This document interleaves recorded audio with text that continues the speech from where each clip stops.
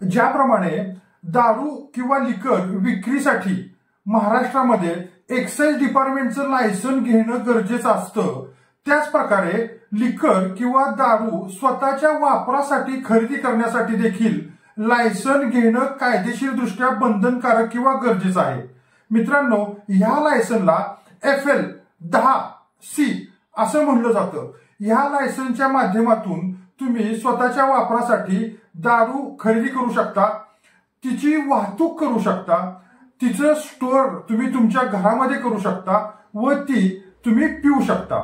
मित्रांनो, जर तुम्ही ड्रिंक्स करत असाल तर तुम्हाला हे FL 10C लायसन घेणं अतिशय गरजेचं आहे।